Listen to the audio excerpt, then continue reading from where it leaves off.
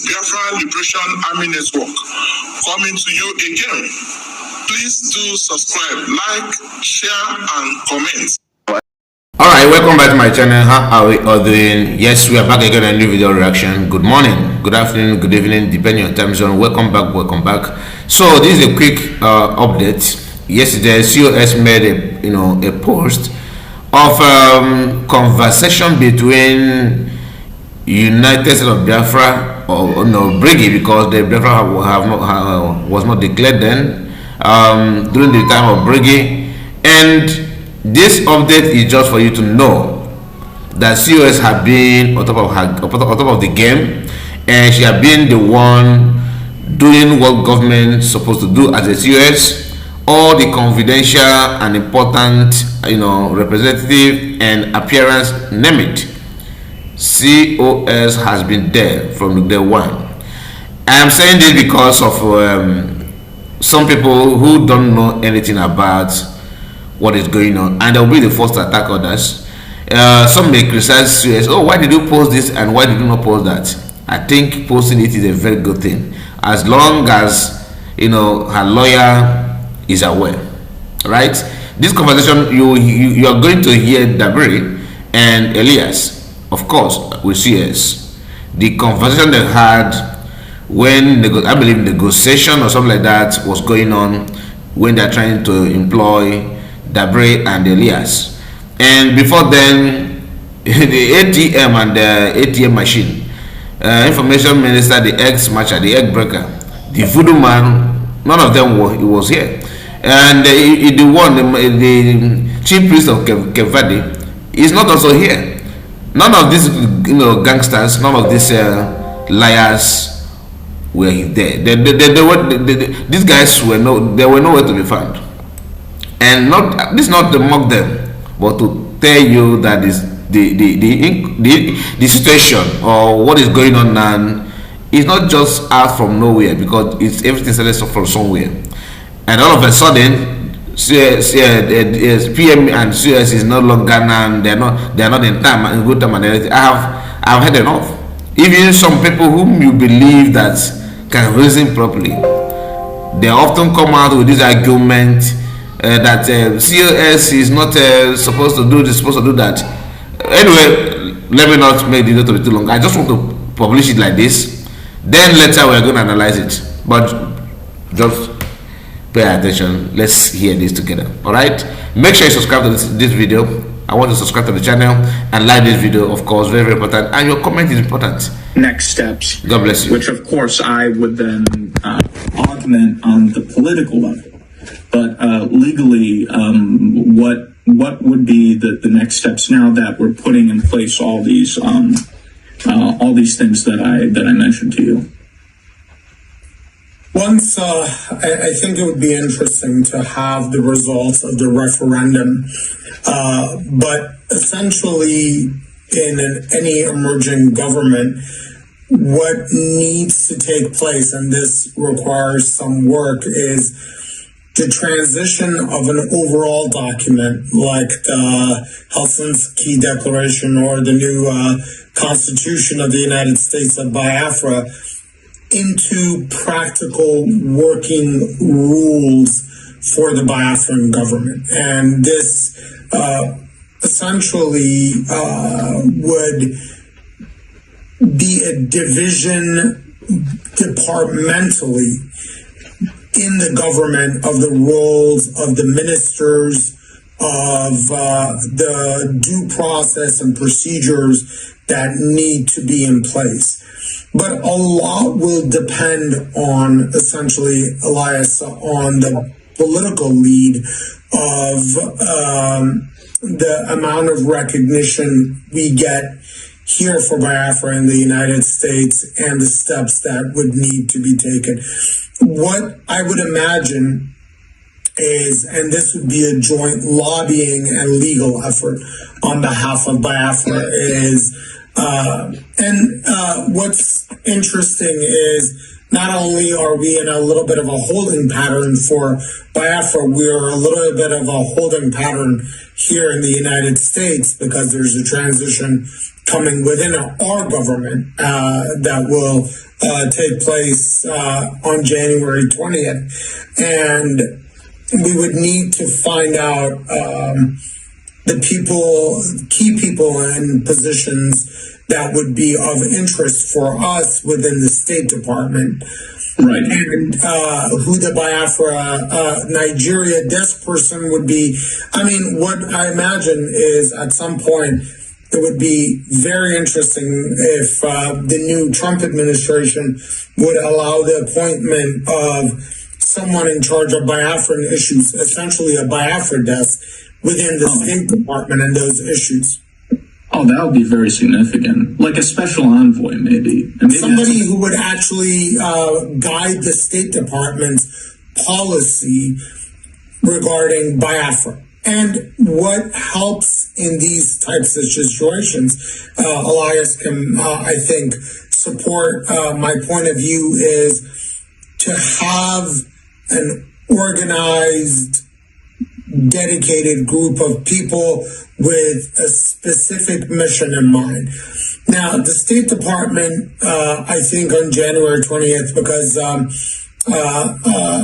Dr. Boise, I don't know how much you've been following the internal machinations of a new administration, but I think it will take at least a few weeks, if not more, to find out where the State Department is going as far as its mission, the changeovers.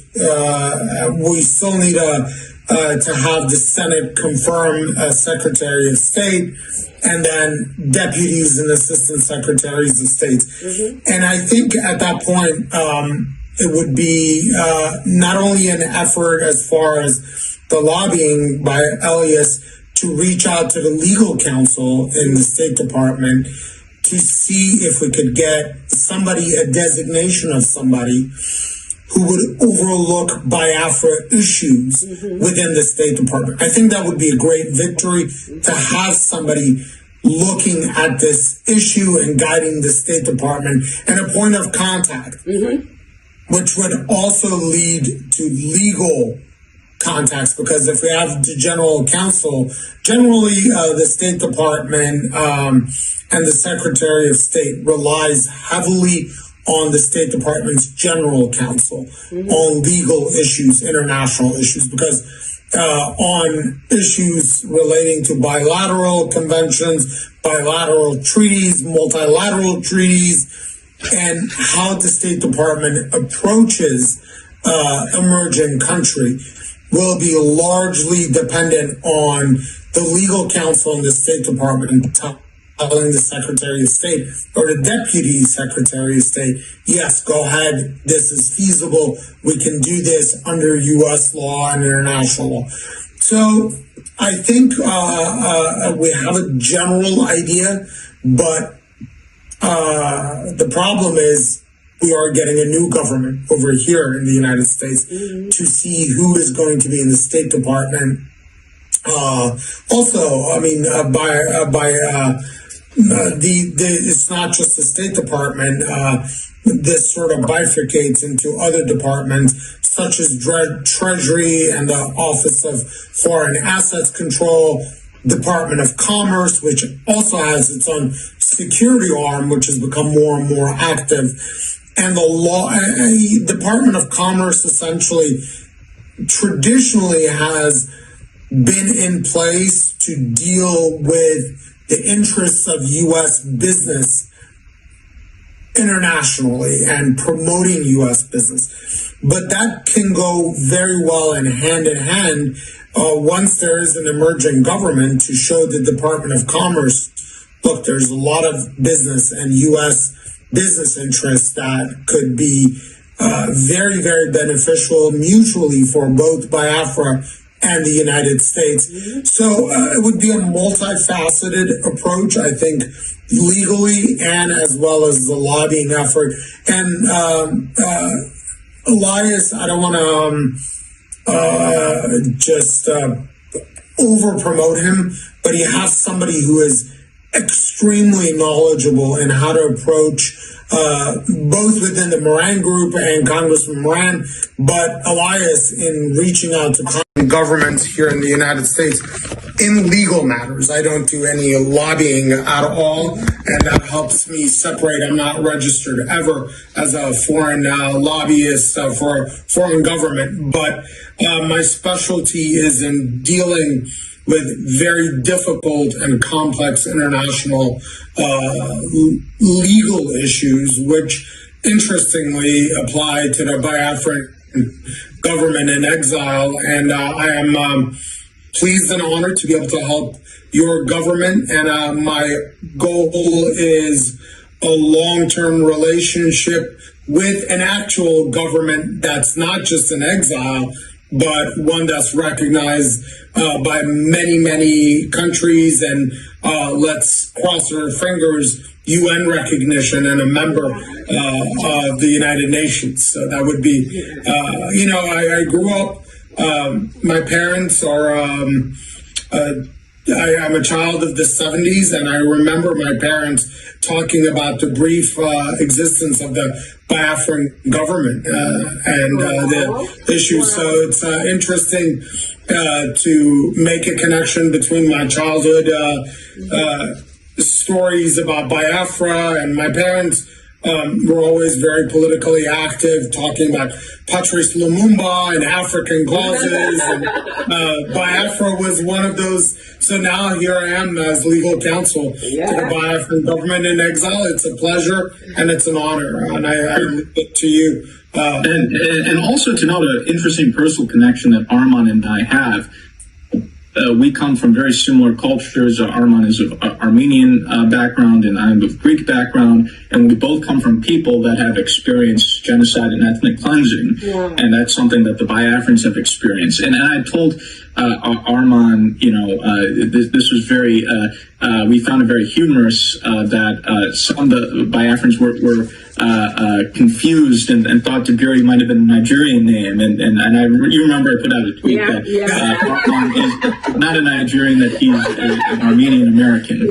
But apparently there are some Nigerians who have the last name Dabiri, which is interesting. That is very interesting.